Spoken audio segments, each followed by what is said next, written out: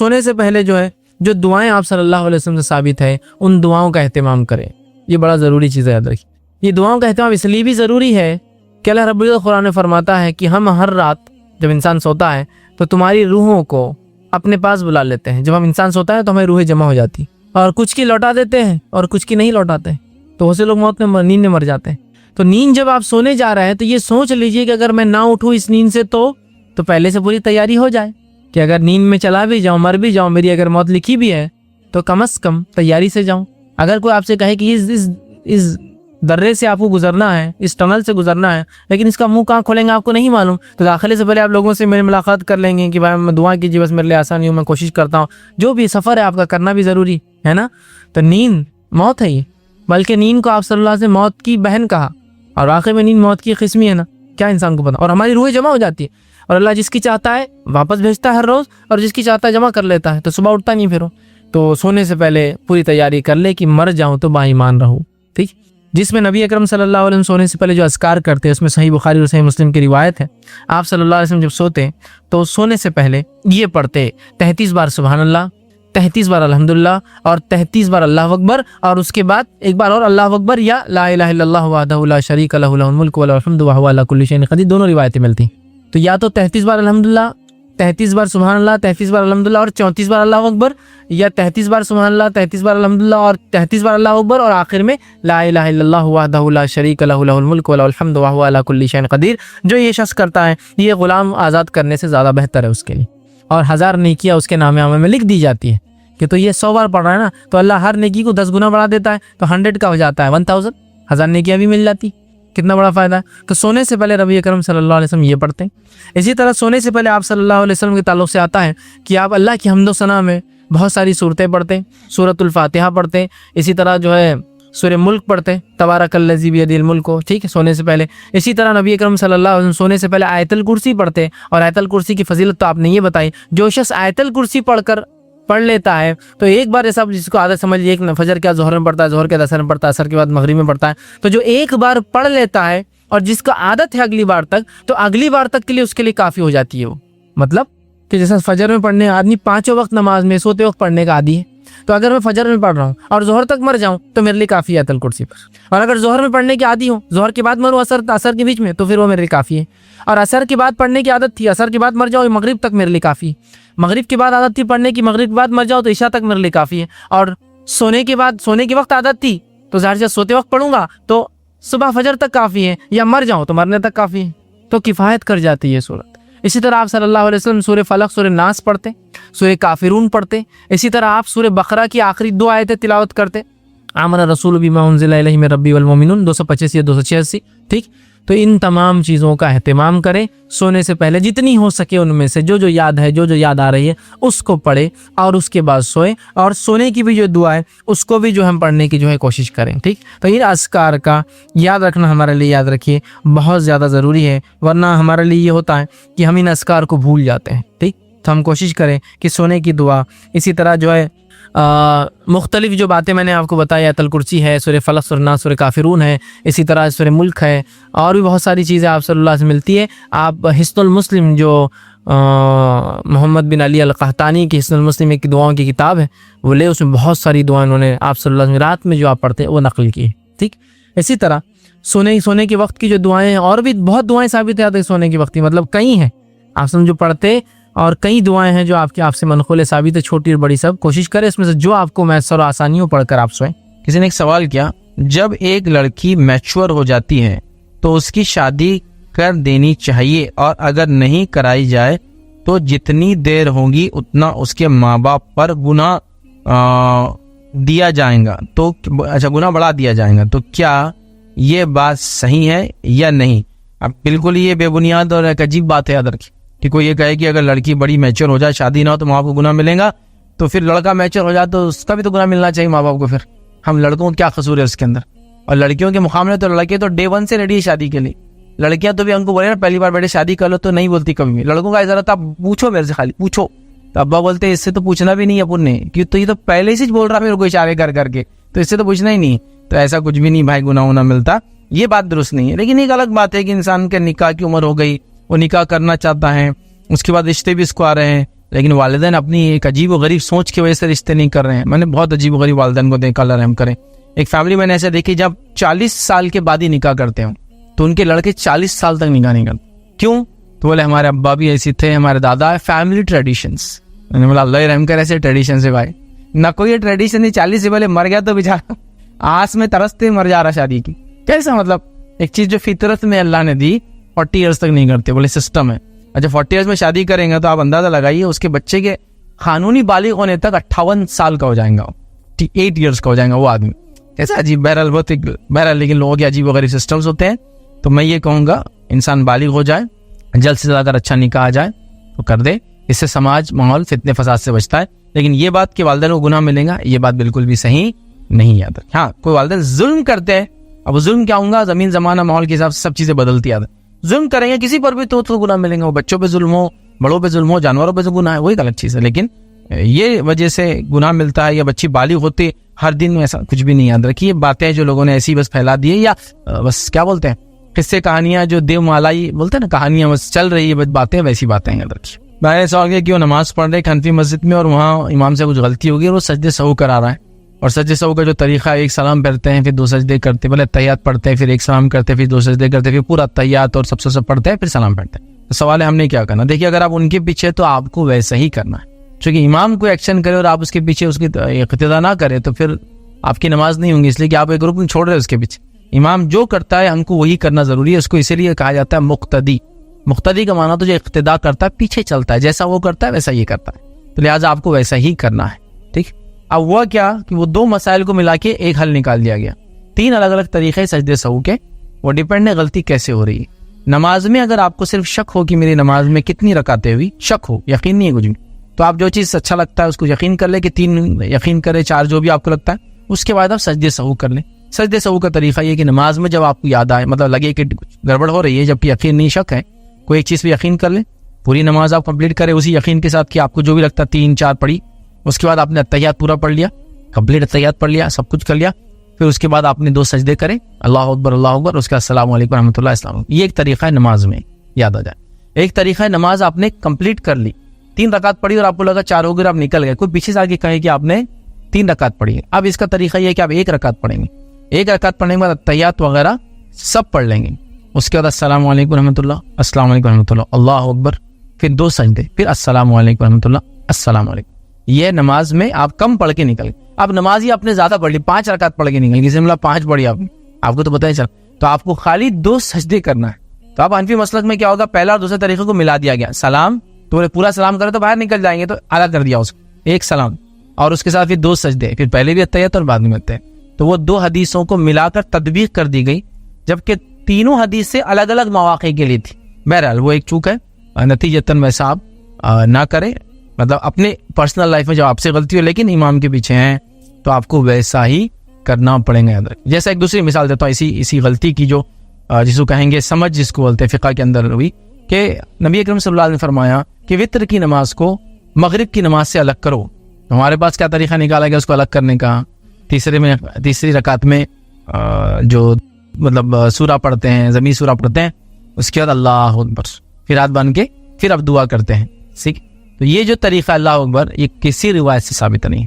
तो जब फुक़हा से पूछा गया ये क्यों, तो कहा अलग करने के लिए हमने ये किया, जबकि हदीस में वाज़ेह तौर से आप सल्लल्लाहु अलैहि वसल्लम अमल करके बताया अलग करने का क्या माना है।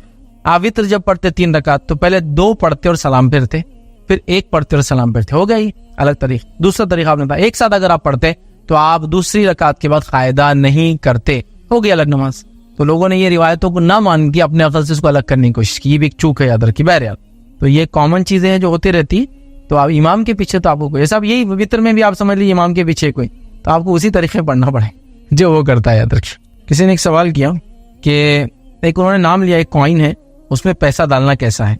तो देखिए फिल वक्त तो जितने कॉइन है उसमें से किसी में पैसा मत डालिए आप, A coin, B coin, C coin, D coin, E coin, F coin, ये कॉइन, वो coin, N coin, M coin, जो भी कॉइन, पूरे कॉइन है, यहाँ से वहां तक कॉइन है, अभी किसी में मत डालिए। इसलिए कि याद रखिए अभी उलमा ने इसके अंदर इन्वेस्ट करना जायज करार नहीं दिया है, चूंकि इस कॉइन की कोई अपनी इंट्रिंसिक वैल्यू नहीं है।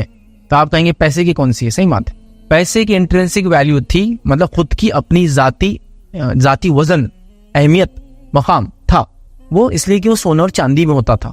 सोने और चांदी को रख के फिर नोट करेंसी दिए गए। तो करेंसी नोट के पीछे बताया गया कि गोल्ड है। अभी नहीं, अलग बात है, वो सब चीजें अब बाद में डिस्कशन की, बट कहीं ना कहीं गोल्ड वैल्यू थी। तो चूंकि उसकी वैल्यू थी बोलकर उसको करेंसी माना गया, लेकिन वो पेपर है अदर।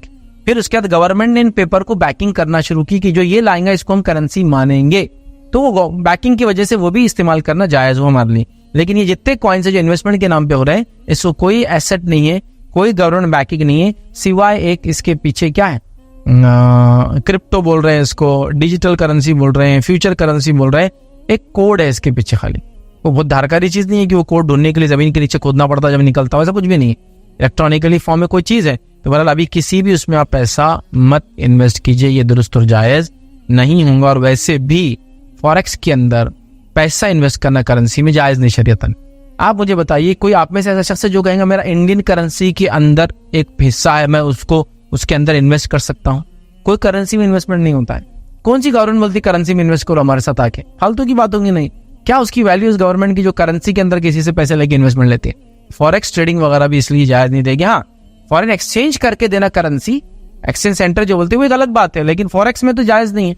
तो ये कॉइन्स में भी अभी इन्वेस्टमेंट बिल्कुल भी आप ना करें। और फ्यूचर में भी पैसे में इन्वेस्टमेंट नहीं होता है। तो कमोडिटी जो है बेस है सारी चीजों के ट्रांजेक्शन का, उसके अंदर इन्वेस्टमेंट नहीं होता है, याद रखिए। वो तो कंट्रोल हो जाएगा फिर किसी का, ठीक है। तो लिहाजा वो जायज नहीं, याद रखिए। तो अभी तो सारी चीजों से एहतियात करें, फ्यूचर देखा जाएगा, उलमा फतावे वगैरह देंगे तब की तब इंशाल्लाह बातें देखी जाएंगी। मैंने सवाल किया कि एक इंसान है जो अपने हलाल रोजी के लिए घर से दूर निकला है, माँ बाप घर पर है, बूढ़े हैं, तब वो कैसे खिदमत करे उनकी? तो देखिए, खिदमत अब जाती खिदमत तो वो नहीं कर सकता, क्योंकि वो मौजूद ही नहीं हो सकता। 6 महीने में आता हो, साल भर में आता हो। आजकल चूंकि लोग जल्दी आते, पहले जमाने 2-2 साल 3-3 साल में आते थे। बहरहाल तो जो भी आता था खिदमत नहीं कर सकता, तो वो क्या कर दे? देखिए, वो खिदमत के लिए जो कुछ कर सकता है वो करे, दुआओं के साथ साथ, जैसे कि माल खर्च करना, खिदमत के लिए लोगों को लगाना, अपने आसपास वालों को इस तरह से मोहब्बत करके कुछ लालच दे के रखना कि वो आपकी गैर मौजूदगी में इनकी वो खिदमतें करते रहे जो आप कर रहे थे। जैसा मिसाल के तौर पर एक भाई है जो बाहर कमा रहा है, 2 भाई इंडिया में रह रहे, समझ लीजिए। अब इंडिया में जो 2 भाई है वो भी बेचारे अनथक मेहनत करने की वजह से माँ बाप के पास आ नहीं सक रहे कमाने की, तो कुछ एक्स्ट्रा उनको ऐसा देना कि वो लोग भी थोड़ा फारिग हो के काम से, माँ बाप जैसा मिसाल के तौर पर अब्बा को कोई सामान लेके आना है, अब कोई टाइम नहीं, और ये भी अपने हलाल मशक्कत में अपने बच्चों को खिलाने में बेचारा टूट जा रहा है, तो आप उसको रिलैक्सेशन के लिए कहे कि 2 दिन आप जाओ मत बिजनेस में, मैं आपको पे कर देता हूँ उस दिन के, लेकिन अब्बा का फुला काम कर दो। वरना हाँ बस क्या होता, उसके भी तो अब्बा है ना, मैच क्यों करूँ? तो जो कुछ फिर फैसिलिटी आप कर सकते चीजों को आप करें, माल से, दौलत से, आपके वसीलों से, आपकी पहचान से, है ना, जो कुछ हो सकता है ये सब करने की कोशिश करें। फिर जब आप फिजिकली भी आए तो जो कुछ खिदमत कर सकते हैं आप उनके साथ करें। तो ये सारी चीजें डिपेंड है, हर आदमी की सिचुएशन अलग है, वो कैसे करेगा वो सिचुएशनल है आंसर। लेकिन वो जो कुछ कर सकता है उसके साथ में जो माल दौलत अल्लाह ने दे रखी, जान पहचान, उससे अपने वालिदैन की खिदमत करने की कोशिश करे। लेकिन कभी भी उसका फिजिकल प्रेजेंस का जो इम्पोर्टेंस है वो उसके ये सारी चीजों से भरपाई नहीं हो सकती। जैसा कोई कहे कि अब माँ बाप को सब तो कर रहा हूँ, अब इंडिया जाने की जरूरत क्या है? उसका फिजिकल प्रेजेंस बहुत इंपॉर्टेंट है। लिहाजा जब भी मौका मिले आया जाया करे और अपने फिजिकल प्रेजेंस से भी अपने वालिदैन को खुश रखे, और ना हो तो बहरहाल जो भी शुरू कर सकता है अपने तौर से। ये जमीन जमान हालात उसकी फाइनेंशियल स्टेटस कंडीशन के एतबार से डिपेंड है सारी चीजें। किसी ने एक सवाल किया 12 रबीउल अव्वल की फजीलत क्या है? तो देखिए, 12 रबीउल अव्वल की कोई फजीलत नहीं है, याद रखिए। मतलब इस दिन की कोई खास खुसूसियत, कोई फजीलत, कोई इंपॉर्टेंस नहीं है, ठीक। नबी अकरम सल्लल्लाहु अलैहि वसल्लम की वफात 12 रबीउल अव्वल को हुई। आपकी पैदाइश कब हुई इसमें इख्तिलाफ है। अक्सर लोगों ने ये बताया कि आपकी पैदाइश की तारीख 9 रबीउल अव्वल है, क्योंकि अरबों के पास जो सितारे वगैरह की जो तरीका था, जिनकी वजह से वो चीज़ों को मापते थे, याद रखिए, जानने की कोशिश करते थे। कुछ नए लोगों ने इस पर एक रिसर्च वर्क किया, और शायद मैं समझता हूँ अल्लामा सलमान मंसूरपुरी साहब ने रहमतुल आलमीन जो उनकी सीरत है उसके अंदर भी ये चीज़ को कोट किया। जो सितारों की पोजिशनिंग अरब रखते थे उस जमाने में, उससे वो लोग बड़े अकीदे रखते थे। मिस्रियों का भी यही हाल था। उस पोजिशनिंग के एतबार से उन्होंने से कैलकुलेशन किया तो ये पाया कि 9 रबीउल अव्वल को सितारे उस लाइन में आते जो अरबों के उस तरीके से, क्योंकि सितारे पोजीशन चेंज करते बहुत थोड़ी, और सेंचुरीज के अंदर उनकी पोजीशन चेंज होती है बहुत थोड़ी, या ऐसा कहिए दुनिया का रोटेशन चेंज होता है जिससे वो फ्लक्चुएट होती है, तो बहुत थोड़ी होके कुछ डिग्रीज का फर्क कुछ 1000 सालों में आता है। तो उन्होंने उससे अंदाजा लगाया कि 9 रबीउल अव्वल ये ज्यादा बेहतर है, जो पेशेंट को यहाँ जो सितारों की वगैरह वगैरह उस जमाने लोकेशन से लोग मालूम करते थे। तो 9 रबीउल अव्वल ज्यादा लोगों ने कहा, 10 भी कहा, 11 भी कहा, कुछ ने 12 भी कहा। लेकिन आपकी वफात कब हुई थी? तयशुदा है, 12th तयशुदा है, कोई डिस्प्यूट नहीं है इसके अंदर। बहरहाल तो अब फजीलत क्या हुई इस दिन की बताइए? कुछ भी फजीलत नहीं। नबी अकरम सल्लल्लाहु अलैहि वसल्लम ने कभी इसको फजीलत नहीं माना, सहाबा ने कभी इसकी फजीलत नहीं मनाई, कुछ भी नहीं। ये तो बस बात के दौर में लोगों ने मुख्तलिफ किस्म की बातों को लाकर कुरान से और सहाबा के अमल से साबित करने की कोशिश की कि नबी अकरम सल्लल्लाहु अलैहि वसल्लम की पैदाइश पे वो लोग मनाया करते थे। ये इंतहाई बेबुनियाद और फालतू बात है, याद रखिए। जो भी लोग कह रहे हैं इसकी कोई सर और पैर और सनद नहीं है, याद रखिए इन बातों की। बट लेकिन अब जो चल पड़ा है रिवाज चल पड़ा है। 12 रबीउल अव्वल है, 15 शाबान है, 27 रजब है, 22 रजब है, 18 जुल्हिज्जा है, ईद गदीर कुम, उसके बाद कितने मैं आपको नाम लूँ, फिर फलां की पैदाइश, ये वलीउल्लाह, वो फलां, वो दाता, वो गंज बख्श, वो हाजत रवा, वो मुश्किल कुशा, वो जिसको कहेंगे बंदा नवाज, वो फलां, सब है हमारे पास। सबका अपना अपना दिन है, अपने अपने त्यौहारात है, अपना वो है। ये तो बेबुनियाद चीज़ है। तो बहरहाल 12 रबीउल अव्वल की कोई फजीलत नहीं है और इस्लाम में किसी का भी मौलिद मनाना, पैदाइश का दिन मनाना दुरुस्त नहीं है। और नबी अकरम सल्लल्लाहु अलैहि वसल्लम का 12 ही पैदाइश का दिन हो साबित नहीं है, लेकिन 12 वफात का दिन है, बिल्कुल ऐन साबित है, ऐन साबित है। लिहाजा हमें एहतियात करना चाहिए। मैं तो ऐसा कहता हूँ अपने ज़बान में कि शैतान ने मुसलमानों को लगाया कि नबी की पैदाइश के वफात के दिन में इनको खूब नचवाया। जैसा 10 मुहर्रम के नाम पे खूब नाचे मुसलमान। क्या है बोले? 10 मुहर्रम क्या है बताइए? गम का दिन है। अब गम मनाने का भी अजीब तरीका है। जैसा आपके वालिद का इंतकाल हो जाए 10 तारीख को मैं अपने घर के बाहर शरबत बांट रहा, आपके वालिद मरे थे ना, बहुत गम है, प्योर शरबत की मजलिस है, ढोल बज रहे, मेरे बच्चे नए कपड़े पहन रहे, मैं घर के बाहर पुंगियों का बाजार लगा रहा है पूरा, मतलब गोल सो रहे, और क्या ये आपके वालिद का गम है। आप बोलेंगे यार ये बहुत कमीना आदमी है, बहुत कमीना आदमी है, ये सारी खुशियां मना रहा मेरे बाप के मरने पे, गम का नाम देके चोंगे बना रहा, मीठे खा रहा और रोड बना के ला रहा। रोड सेकने का क्या दौर चलता 10 मुहर्रम का, देखिए ना ये कौन सा गम है, मुझे समझ में नहीं आ रहा, जिसमें खा खा के निडाल होके मर रहे हम।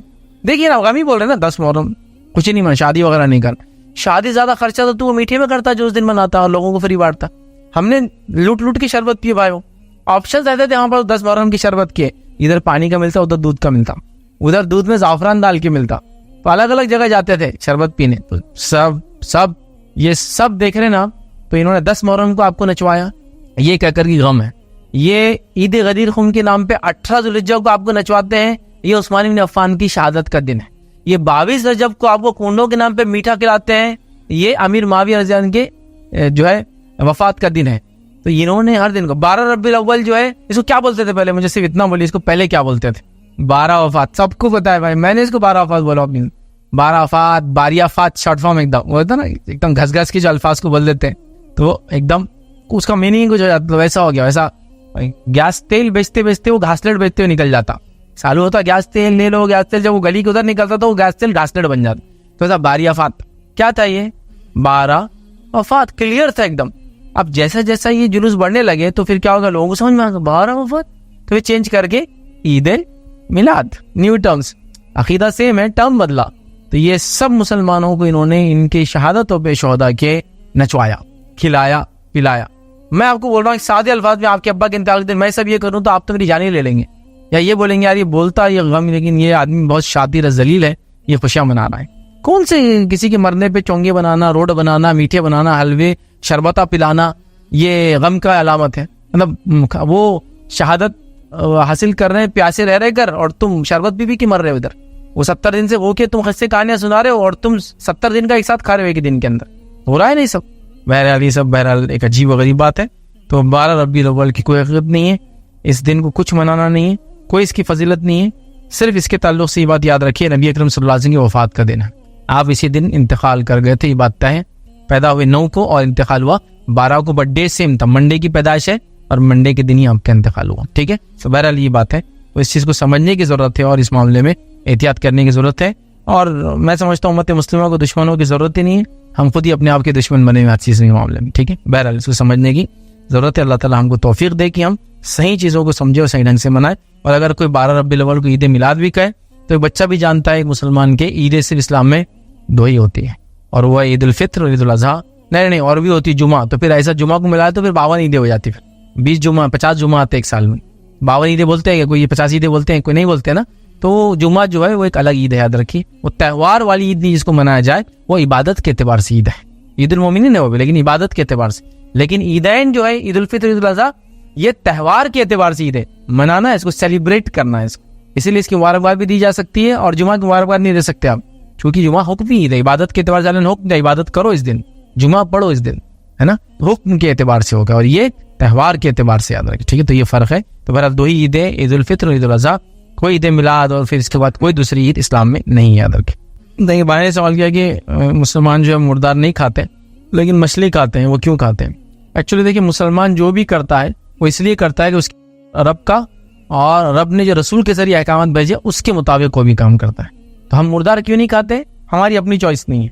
हमने कोई साइंटिफिक बेसिस इसका पढ़ा नहीं था कि हम बोले बहुत साइंटिफिक ही बात, तो अब हम मुर्दार नहीं खाएंगे, ऐसा भी नहीं हुआ। अल्लाह ने इसके रसूल के जरिए हमको बता दिया, हमने मान लिया उसको। तो जो भी बात की उन्होंने, तो उन्होंने जहाँ कहा कि मुर्दार मत खाओ, हमने मुर्दार नहीं खाया। जहाँ कहा कि खून मत खाओ, हमने खून नहीं खाया। लेकिन जहाँ कहा कि मुर्दार भी खाओ और खून भी खाओ, हम वो भी खाएंगे, क्योंकि शरीयत के मुताबिक है। नबी अकरम सल्लल्लाहु अलैहि वसल्लम फरमाया, हदीस के अल्फाज इस तरह है, मैं तुम पर 2 खून और 2 मुर्दार को हलाल करार देता हूँ। 2 खून भी हलाल है हम पे, 2 मुर्दार भी। हालांकि खून आमतौर से हराम है, मैयत आमतौर से हराम, मुर्दा जानवर हराम है, लेकिन 2 खून और 2 मैयतें हमको 2 मुर्दार हलाल किए। 2 खून से पूछा गया क्या? तो कहा एक कलेजी और एक तिल्ली, दोनों खून होते हैं। जानवर के अंदर जो कलेजी होती है वो भी ब्लड है, लेकिन वो हलाल करार दिया है। और फिर कहा 2 मुर्दार कौन से हलाल है? तो कहा एक मछली और एक टिड्डी।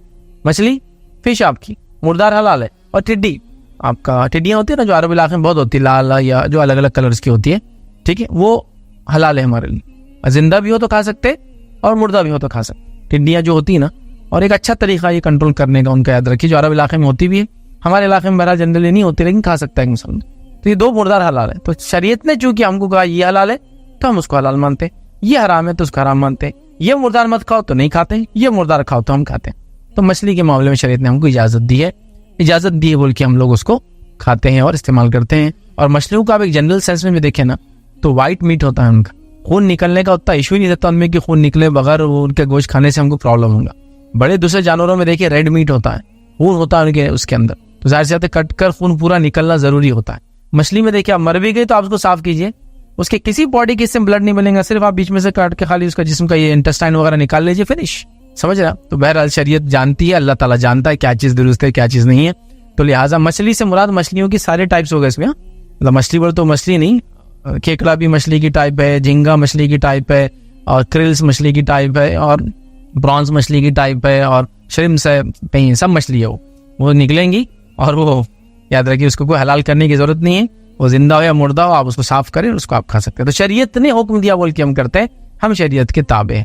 तो लिहाजा उसकी हिकमत यह है कि उसे ब्लड वगैरह नहीं होता है। वल्लाह मानते का अल्लाह, उसके अलावा आगे की चीज अल्लाह जानता है। तो जो हमको दिखता है जाहिर ही हम समझ रहे हैं, और उसका मीट वैसे भी साफ होता है, उसको जुबाह करने की जरूरत नहीं होती। इसलिए शरीयत ने चूंकि हुक्म दिया इसलिए हम उसको मुर्दार भी हलाल मानते हैं, और जहाँ शरीयत ने मना किया उस चीज को हम एहतियात करते हैं। देखिए सबसे पहली चीज के हुक्का जो है याद रखें ये दुरुस्त नहीं है, चाहे वो तंबाकू या नशे वाला हो या गैर नशे वाला हो। मैं तंबाकू क्यों कर रहा हूँ, तंबाकू के अलावा भी ये हुक्के में नशे डाले जाते हैं। वो आपको जो खशखश के बोंडे आते हैं वो भी डाल के लोग पीते हैं, इसमें जो आपका भंग का जो पत्ता आता है वो डाल के इसको पीते हैं, और साथ में ये आपका तंबाकू भी कॉमनली इसमें टोबैको डाला जाता है। तो चाहे वो नशे वाला हो या गैर नशा वाला, दोनों पीना दुरुस्त नहीं है। वजह क्या है कि वो जो तरीका, जो ट्रेडिशन है, जो लोग पीते हैं, जो माहौल होता है, वो माहौल जो अच्छा माहौल नहीं है, उससे आदमी बुराई की तरफ माइल होता है। जैसा मिसाल के तौर पर एक घर के अंदर एक आदमी है और वो क्या कर रहा है, सिगरेट नहीं पीते हुए सिगरेट के जैसा कुछ बना के उसको पी रहा है जलाकर। तो बच्चों के जहन में क्या बनेगा इस चीज को देख के बताइए? ठीक है, अंदर क्या पी रहा है नहीं मालूम, लेकिन एक्शन सेम हो रहा है, वो ले रहा है, मुंह पे लगा रहा है, समझे ना? तो उसका फील अच्छा नहीं आता है, वो माहौल अच्छा नहीं बनता है, वो सोबत अच्छे लोगों की नहीं याद रखिए जो ये काम करते हैं, जो हुक्का वगैरह पी रहे हैं। इलेक्ट्रॉनिक सिगरेट्स और इलेक्ट्रॉनिक हुक्के तो और भी ज्यादा डेंजरस है मालूम। वो जिस ढंग से अंदर चीजों को बर्न करते हैं और फिर आपके अंदर भेजते हैं, वो ज्यादा हानिकारक है, चाहे वो नशे वाला हो या गैर नशे वाला, दोनों नुकसानदेह। क्योंकि जो स्मोक अंदर जाती है, और कभी कभार ये हुक्के जो इलेक्ट्रॉनिक है स्मोक नहीं करते, फ्यूम्स होते हैं उसके अंदर। स्मोक बोले तो प्योर धुआं होता है, फ्यूम्स के अंदर क्या होता है, धुआं, गाढ़ा धुआं होता है वजनी, जिसमें कुछ पार्ट चीजों का जिसको कहेंगे नमी होती है चीजों की, जिसकी वजह से वो स्मोक होता है। स्मोक देखिए आप जमीन पे चलती ज्यादा और धुआं उड़ना चालू हो जाता है, लाइट वेट होता है, वो और ज्यादा हानिकारक और नुकसानदेह है। तो उसको तो सख्त बैन किया जा रहा है, लेकिन लोग पी रहे हैं। तो मैं कहूंगा चाहे फ्लेवर वाला हो चाहे नशे वाला हो, हुक्का हो, इलेक्ट्रॉनिक सिगरेट हो, चाहे वो भी फ्लेवर वाली हो चाहे नशे वाली, या गुटखा हो, चाहे वो गुटखा नशे वाला हो या खाली फ्लेवर वाला, वो भी जायज नहीं। क्योंकि गुटखा खाना जो तरीक़ेकार है, जो अमल है, वो सही नहीं आता है कि आप एक पुड़ी खोल रहे हैं, नॉन नशे वाला भाई, नॉन नशे वाला, लोगों को बता खाइए बार बार, फिर उसको ले रहे हैं, जो भी तरीका है मुंह में डाले, या ऐसा तरीका देखिए उसका कुछ चेंज नहीं होने वाला है। तो इससे क्या अंदाजा आएगा, अंदर लगाई। कुछ लोग तो अपने बच्चों को सौंफ नहीं खाने देते पुड़ी के अंदर से लेके, क्योंकि उसमें भी एक तस्वुर आता है वो सब चीजों का, बुराई का, समझे आप। मतलब कुछ लोगों का हालत ये होगा बुराई कर नहीं पाते तो बुराई की ख्वाहिश के अंदर उस जैसा कुछ कर रहे हैं। ये बहुत कॉमनली होगा मुसलमानों में। जैसा मिसाल के तौर पर हम लोग शराब नहीं पी सकते तो हम क्या करें मालूम, शराब के तर्ज पर शराब के वो कंटेनर्स के अंदर उसी ढंग से कोल्ड ड्रिंक्स पी रहे हैं, समझे ना, कोल्ड ड्रिंक्स पी रहे हैं। हम शराब नहीं पी सकते तो शराब के तर्ज पर उसी रंग के कोल्ड ड्रिंक्स बॉटल में डाल के उसी अंदाज से चीयर्स। खामों का छोटे छोटे बच्चों को भी नहीं आता लेकिन कुछ तो भी कर रहे हो, क्यों? ये बुराई का माहौल बनता है। और आप क्या बोलते देखकर, नहीं बेटा गलत है, आप कर रहे हैं ना बच्चे, देखिए आप। तो लिहाजा वो बुरे माहौल की तरफ ले जाता है। चाहे आप बोले वो पुड़िया में नशा नहीं है, उसमें गुटखा नहीं है, लेकिन वो जो तर्ज है, वो जो तरीका है, जिन लोगों की आदत अतवार है, वो अच्छी चीज नहीं है अंदर की। तो लिहाजा मैं कहूँगा हुक्के, गुटखा या गुटके जैसी जो चीजें खाई जा रही है, या सिगरेट इलेक्ट्रॉनिक हो जो फ्लेवर्ड हो या उसके अंदर नशा हो, सब अवॉइड कीजिए, इसलिए कि अच्छा माहौल नहीं देते हैं, बच्चों पे से अच्छा असर नहीं पड़ता। ये अच्छी सोहबत वाले लोग ये काम नहीं करते, याद रखिए। नेक लोगों का शार नहीं। किसी देखा आपने उलमा की मजलिस हुक्के से चल रही और कह रहे कि नॉन से फ्लेवर वाले हुक्के हैं, क्योंकि वो अखलाक के खिलाफ है, याद रखिए। कभी कभार तो जायज चीजों में उलमा लिखते हैं, अगर वो जायज चीज भी आपके इलाकों के अंदर अच्छे लोग नहीं करते हैं, बुरे लोग करते हैं, तो आप उसको अवॉइड कीजिए। जायज चीज के अंदर आपको इख्तियार होता है, उसमें भी कहते नहीं, अगर बुरे लोग कर रहे हैं तो जायज चीज को भी अवॉइड कीजिए, क्योंकि उससे क्या होता है, लोग आपको उसमें काउंट करेंगे। मतलब बीच में चोटियों का फैशन निकल गया था मर्दों का, तो बहुत से लोगों ने सवाल किया, तो कुछ फतवे थे मैंने जब रखे थे, उलमा ने कहा अगर आपके इलाके में बड़े बाल रख के चोटी अगर उलमा डालते हैं, नेक लोग डालते हैं, तो आप वो काम कर सकते हैं, और आपके इलाके में अगर वो काम बुरे लोग करें तो आप नहीं कर सकते हैं, क्योंकि ये कोई सुन्नत नहीं है इतने बड़े बाल करना, ये मुबाह है, लेकिन जवाज है, इजाजत है। तो इस अमल को भी लेकिन अगर बुरे लोग करें तो आपने दोहराना नहीं चाहिए, समझ आया। तो जायज काम में भी कहते हैं कि अगर बुरे लोग करते तो एहतियात कीजिए उस काम के अंदर। तो बहरहाल ये दुरुस्त नहीं होगा, एहतियात करना इंशाल्लाह इसमें बेहतर है। फैज़ भाई, अहले कुरान को किस तरह से जवाब दे, क्योंकि आजकल बहुत ज़्यादा उनका फितना चल रहा है, और अगर आपका कोई ऐसा वीडियो रिकॉर्डेड है उस पर, तो अहले कुरान को कैसे जवाब दे, और कोई आपका वीडियो अगर रिकॉर्डेड है तो वो भी आप बता दे ताकि उससे रहनुमाई हासिल करें। देखिए, अहले कुरान के ताल्लुक से जो मैं बात कहूँगा वो ये है कि वो लोग अपने आप को अहले कुरान कहते हैं, लेकिन मैंने जब भी अपनी तकरीरों में इनके बारे में बात की, मुनकिर हदीस हमने इनको कहा। ये अहले कुरान कभी नहीं होते, ये मुनकिर हदीस होते हैं, हदीस का सिर्फ इनकार करते हैं, कुरान के हामिल नहीं है ये कभी भी। तो हम उनको अहले कुरान बोलना खामोखा उनको इज्जत देना हो गया, ठीक। तो अहले कुरान, अहले हदीस तो हम लोग हैं, कुरान को मानने वाले, हदीस को मानने वाले, जैसा साहबा ने समझा हम लोग हैं, लेकिन मुनकिर हदीस लोग हैं। तो याद है कि इनके ताल्लुक से बहुत पुराना मेरा लेक्चर है, 2 लेक्चर है, चलो कोशिश करेंगे फिर से न्यू रिकॉर्डिंग्स करें उनकी, बहुत इब्तिदाई दौर में दिए गए, 2008 में रिकॉर्डिंग्स है उनकी लेक्चर्स की।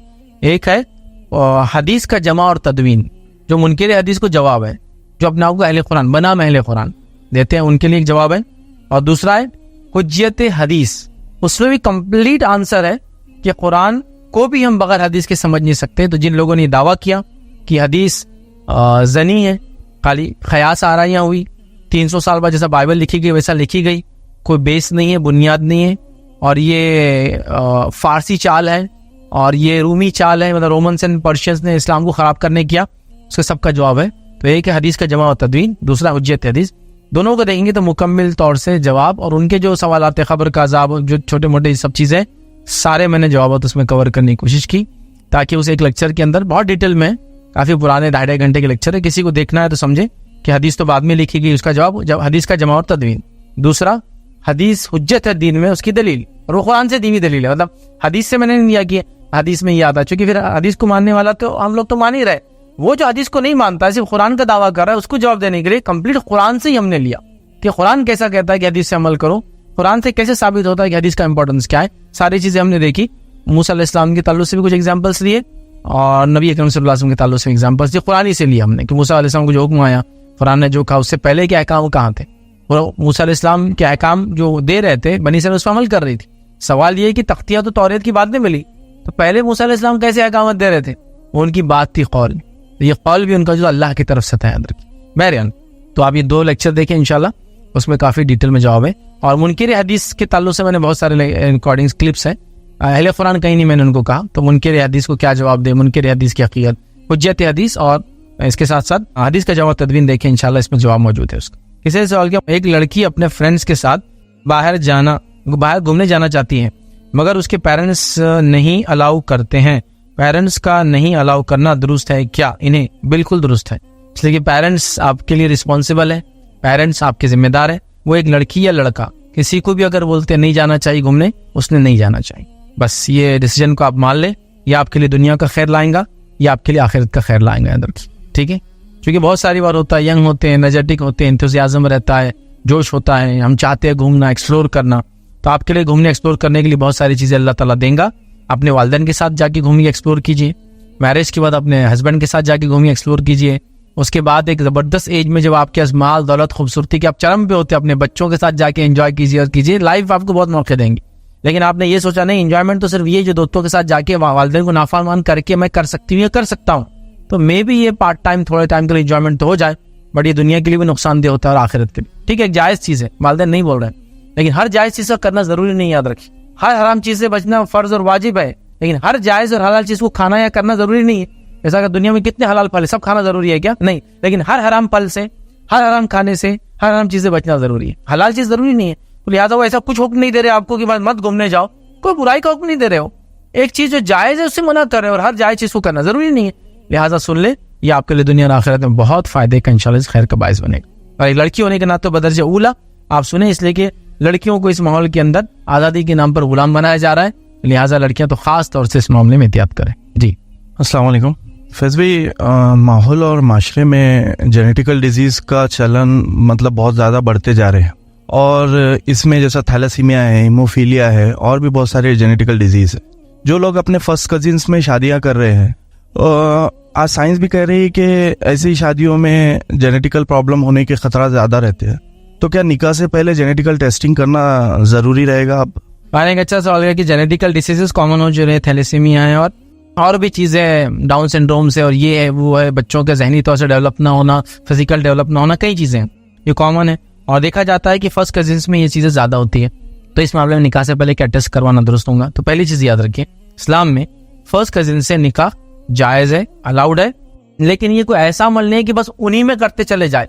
जैसा अगर कोई आपसे कहे कि बाजार में 4 फ्रूट है, 5 फ्रूट है, 8 फ्रूट है, सब जायज़ है आपके लिए। अब आप केलिश खा रहे बस पूरा दिन, केले ही खा रहे पूरा, तो एक तो पेट भी साथ नहीं देगा, सेहत भी साथ नहीं देंगी, और आप वीक हो जाएंगे, इसलिए कि खाली केले खा के आप जी नहीं सकते। अलाउड है, लेकिन तो आपने एक कोई सेब लिया, एक संतरा लिया, केला भी साथ। तो अभी क्या होगा, ये कजिन मैरिज का सिस्टम बहुत ज्यादा तूल पकड़ता है। और कब पकड़ता है तूल मालूम? जहाँ कास्ट सिस्टम होता है, अब बहुत तूल पकड़ लेता है। कास्ट सिस्टम होता ही है, दूसरों को आप दे नहीं सकते, दूसरी जगह से ला नहीं सकते, तो लिहाजा विद इन कास्ट करना है तो सबसे बेहतरीन तरीका अपने भाइयों के बच्चों से कर लो, अपनी बहनों के बच्चों से कर लो, तो सेम कास्ट और सेम बिरादरी बनती चली जाती है। तो यहाँ क्या होता है, कजिन मैरिजेस बहुत कॉमन हो जाते हैं। अगर हमारे पास इंडिया में अगर आप देखें तो इंडिया के अंदर वो बिरादरियां जो अपनी बिरादरी से बाहर शादी नहीं करती, वहाँ कजिन मैरिजेस मोस्ट कॉमन है, मोस्ट कॉमन है। ऐसा कोई एक फदला बिरादरी ले लीजिए जो ये बेचते हैं, जो ये बेचते हैं, एक अलीफ बेचते एक बा बेचते हैं, तो आप देखिए इनके अंदर ये कॉमन होता है, और इन्हीं के अंदर फिर डिसीज होते हैं। इंडिया को अगर आप छोड़ दे तो इंडिया से अगर हमारे पड़ोसी मुल्क जब पाकिस्तान, तो यहाँ तो मतलब कास्ट सिस्टम अपने हाइट्स पर है।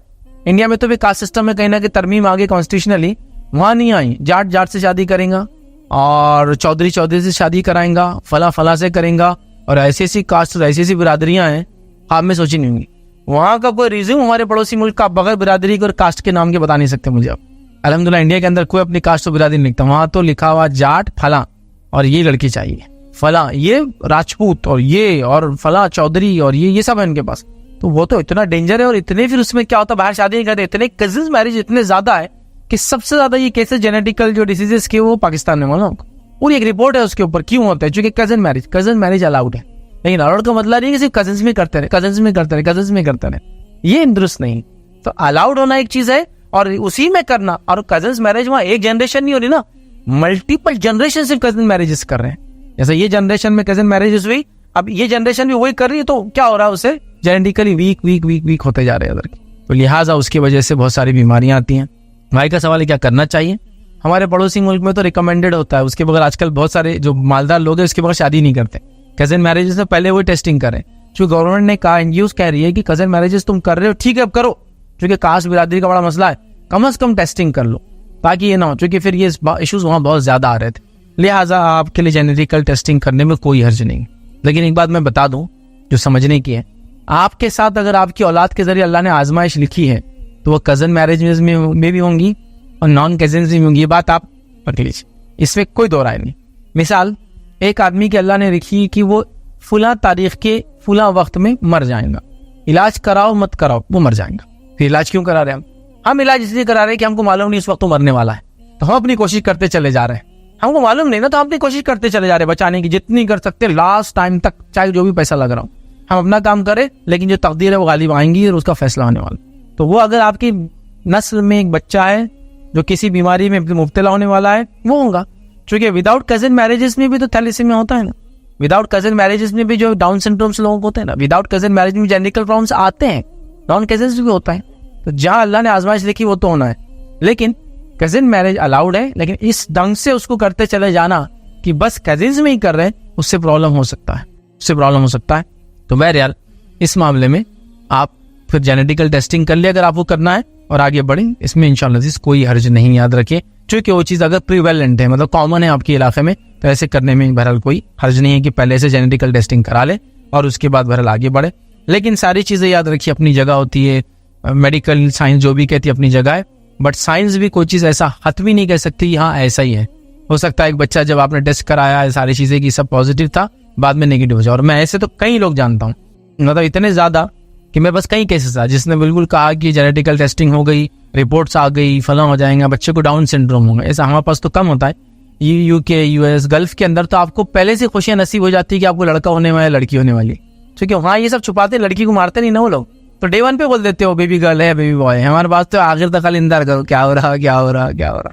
अब चूंकि लोग लड़की को मार देते बोल के हिफाजत के लिए गवर्नमेंट ऐसा करे, तो वहाँ तो नोन रहता, सिर्फ ये नोन नहीं रहता, फिर टेस्टिंग भी शुरू हो जाती है उनकी, ये चेक कर लो, उसका वो चेक कर, सब करते हैं वो लोग। फर्स्ट ऑफ ऑल तो वहाँ डाउन सिंड्रोम रहेगा बोले बच्चे को। हालांकि दोनों कोई कजन मैरिज नहीं, दोनों के कंट्री अलग, दोनों के कास्ट, क्रीड एंड सब अलग है, मतलब जेनेटिक मतलब रेस ही अलग है दोनों की, तो क्या उसको डाउन सिंड्रोम होगा। ठीक है, वो बच्चा जो है, जो होते हैं ना, आंखें थोड़ी अलग हो जाती है, हाथ पैर थोड़े मोटे होते हैं, खत कम होता है, चेहरे से आप पहचान लेते हैं कि ये सिंपल बच्चा नहीं, चेहरों से ही समझ में आता, आंखें खिंची हुई, कलर एकदम गोरा। ठीक है, तो डाउन सिंड्रोम होता है। समझता नहीं उन बच्चों को ज्यादा, तो बोले वो डाउन सिंड्रोम होगा। टेस्टिंग करा ली, लेकिन टेस्टिंग जब करी और रिपोर्ट आई तो वो 4 मंथ से एक्सीड कर चुका था। अब 4 मंथ एक्सीड कर चुका, बल्कि वो 5th या 6th मंथ था, जो कि अब अबॉर्शन भी नहीं कर सकते। वो रिपोर्ट आने तक, वो फर्स्ट वो करने तक, जो कि वो 4 मंथ्स के बाद ही होता है। हमने कहा पैदा होने दो उसको, अब तो कोई चारा ही नहीं है ना, साइंटिफिकल भी चारा नहीं, क्योंकि अबॉर्शन उसके बाद ठीक नहीं। 5th-6th मंथ के अंदर जितना ज्यादा होगा रिस्क बढ़ता जाएगा, शरीयतन भी ठीक नहीं। बैरेकफ बच्चा पैदा हुआ, बच्चा पैदा नॉर्मल पैदा हुआ, कोई इसको इशू नहीं।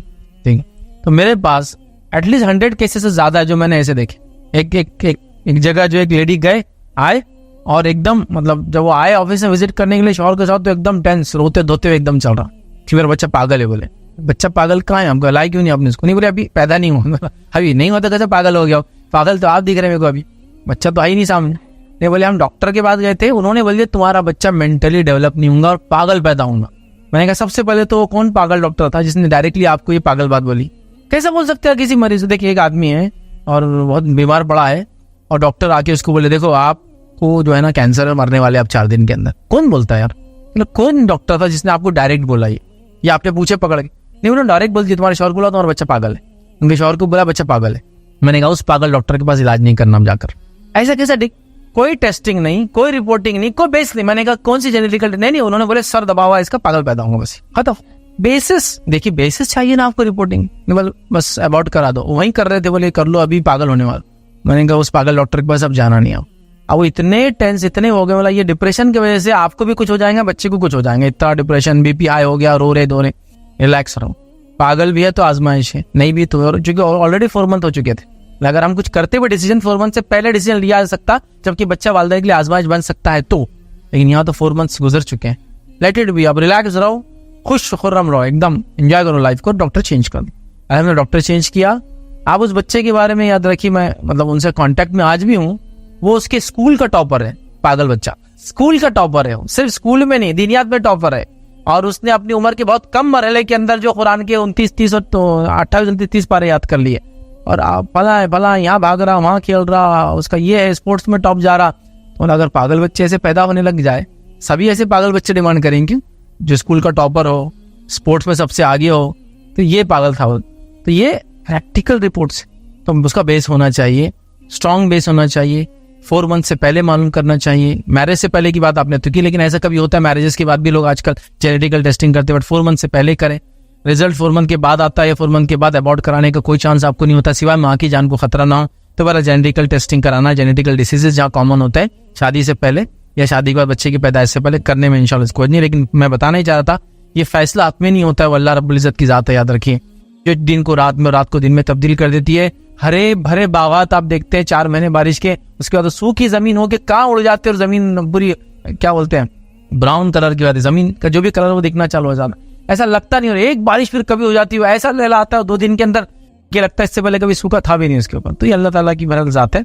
साइंस टेक्नोलॉजी अपनी जगह है, उसका भी अपना जिसको हम कहेंगे अहमियत है, लेकिन उसको आप फैसला कुन ना समझे, और फैसला कुन चीज़ नहीं याद रखिए, अल्लाह की ज़ात है जो फैसला कुन याद। पहले सवाल की स्टेम सेल्स को डोनेट करना कैसा है, ताकि बहुत सारे जेनेटिकल डिसीजेस और डिसऑर्डर्स वगैरह की इलाज में ये चीज़ इस्तेमाल होती है। तो याद रखिए, अगर आप डोनेट कर सकते हैं, सामने वाले को वो चीज़ मतलब फ़ायदा दे सकती है और आपके पास वो चीज़ एक्सेस में है, तो करने में कोई हर्ज नहीं है। यही कंडीशन है ऑर्गेन या कोई चीज़ पार्ट बॉडी का देने के लिए, कि मैं जो चीज़ दे रहा हूँ मेरे पास जायद है, मेरी वो चीज़ जाने से मुझे कोई तकलीफ नहीं होगी और सामने वाले का फ़ायदा हो जाएगा, तो वो चीज़ को देने में, डोनेट करने में कोई हर्ज नहीं। तो अगर स्टेम सेल आप दे सकते हैं तो आप दें। इसके लिए जो एक चीज़ मैंने देखी थी, इंडिया में तो बहरहाल वो लागू हो रही है और कुछ कंपनियां से वर्क भी करती हैं, वो है स्टेम सेल तो आपको लाइफ में बाद में लेना पड़ेंगे, लेकिन अगर लाइफ में ऐसी कोई बीमारी होने का खदशा है या आप एहतियात करना चाहते हैं, तो बच्चे के पैदाइश के वक्त उसका एम्बिलिकल कॉर्ड आप सेव करके रख लें। वो भी एक आजकल सिस्टम है, 25 ईयर्स के लिए वो सेफ होता है, डिपॉजिट होता है, और उसका आपको चार्जेस पे करना पड़ते हैं, उसको जहाँ रखते हैं उठाकर डीप फ्रीज करके। तो वो भी एक सिस्टम है। अगर किसी की फैमिली में हिस्ट्री है तो एम्बिलिकल कॉर्ड, जब बच्चा पैदा होता है माँ से जुड़ा होता है ना, उसमें पूरे स्टेम सेल्स होते हैं, तो अगर वो कट करने के बाद उसको अगर सेफ रख ले उठाकर, जो कि कुछ कंपनियां रखती है 25 ईयर्स तक के लिए, करीब 5 ईयर्स की एग्रीमेंट्स करती है आपसे, तो लाइफ में अगर कुछ भी ऐसा होता है जिसमें आपको स्टेम सेल की जरूरत है, तो बगैर डोनर के आप ही के स्टेम सेल जो उसमें होते हैं वो यूज किए जाते हैं। तो ये भी एक अच्छा है, जो जदीद टेक्नोलॉजीज आ रही है उसमें एक चीज आ रही है, याद रखिए, एम्बिलिकल कॉर्ड याद रखिए। कुछ लोग यहाँ तक देखा गया कि एम्बिलिकल कॉर्ड को बच्चे की पैदाइश के बाद वो इस्तेमाल करते हैं, खाते हैं उसको, वो दवाखाने से लेकर आते हैं। बहुत सारे स्टार्स बड़े बड़े हॉलीवुड के वो करते हैं ऐसा, क्योंकि उसमें जो सेल्स होते हैं ये माँ बाप के सेल्स से बच्चे हैं, जो बच्चे को फायदेमंद है, वालिदैन को भी। शरीयतन जायज नहीं हो खाना, या जायज नहीं, याद रखिए, ठीक है। लेकिन बहरहाल वो लोग इस्तेमाल करते हैं, लाते हैं उसको, वो रखते हैं। और ये भी स्टडीज है, बहरहाल इसका नहीं, स्टेम सेल का, एम्बिलिकल कॉर्ड का तो मैं जानता हूँ इसमें होता है, लेकिन स्टडीज ये बताती जो रुतूबत बच्चा पैदा होता है माँ के जिस्म से निकलती है, उसमें भी ऐसे मादे जो बच्चे को बाद में बीमारियों से बचा सकते हैं, उसको भी सेव कराया जा रहा है आजकल। जब बच्चा पैदा होता है माँ के पेट से, जिसको पानी बोलते हैं, जो पेट में जिसमें घूमते रहता है और वो पीते रहता है पूरा टाइम, वो उसी को पीता है, वो उसी का ग़िज़ा है इसकी, ठीक है। तो उसको भी जब वो निकलता है उसको सेव किया जा रहा है आजकल, उसको कलेक्ट किया जाता है और उसको भी डिपॉजिट किया जा रहा है, और उससे भी कई बीमारियों के इलाज होते हैं। तो ये तो एक अच्छा तरीका है, अगर इससे वाकई में इलाज है तो ये तो पर्सनली जो उसका खुद के बॉडी से है, किसी को बाद में डोनर ढूंढना नहीं है, लाना नहीं है, ये भी किया जा सकता है। रहा स्टेम सेल का जो आपने कहा, अगर स्टेम सेल किसी को आपके फैमिली में किसी को लगते हैं और वो सूटेबल है उसके लिए और उसकी वाकई में लाइफ बच सकती है, जिसके जरिए वो स्टेम सेल दिए जाते हैं, या फिर वो जो बोन मैरो जो होता है, बोन के अंदर का ऊदा दिया जाता है, जिससे नए खून बन सकता है, सही खून बन सकता है बेचारों को, जो कैंसर डिसीज को हील कर सकता है, फला। तो अगर आप डोनर बन सकते हैं जिससे आपकी बॉडी को नुकसान नहीं, आपकी बॉडी कैपेबल है, बाद में बना लेंगी, उसको भी फायदा होगा, देने में कोई नहीं। बस कंडीशन ये है कि आपको नुकसान ना हो जान को, दूसरा ये है कि इसको बेचा नहीं जाएगा कभी भी, ये सेलेबल चीज नहीं है, इसके लिए आप प्रॉफिट नहीं ले सकते। आप ये नहीं बोल सकते कि मैं स्टेम सेल दे रहा हूँ, मैं बोन मैरो दूंगा, मैं फला दूंगा, मैं ब्लड दूंगा, मैं प्लेटलेट दूंगा, और भी कई चीजें आजकल है, और एक किडनी दूंगा और इसके बदले मुझे इतने लाख, इतने करोड़ रुपए चाहिए, ये नहीं कर सकते आप। ये बेचा और खरीदा नहीं जाएगा। अगर इसकी इजाजत दे दी जाए तो फिर लोग अच्छे खास इंसानों को मार के इसको बेचना शुरू कर देंगे, लिहाजा इसको बेचा और खरीदा नहीं जाएगा। तो आपके पास जायद हो और आप जो है देने से आपको नुकसान ना हो, सामने वाले को उसका फायदा हो, और उसमें बेचा ना जाए, तिजारत ना हो, तो बहरहाल इंशाल्लाह जिस देने में कोई नहीं, तो आप स्टेम सेल वगैरह डोनेट कर सकते हैं, और भी चीजें बहरहाल जो भी वो कर सकते हैं। इसी पे अपनी बात को खत्म करेंगे। वाखिर दावाना अल्हम्दुलिल्लाहि रब्बिल आलमीन, सुब्हान रब्बिका रब्बिल इज्जति अम्मा यसिफून, व सलामुन अलल मुरसलीन, वल्हम्दुलिल्लाहि रब्बिल आलमीन।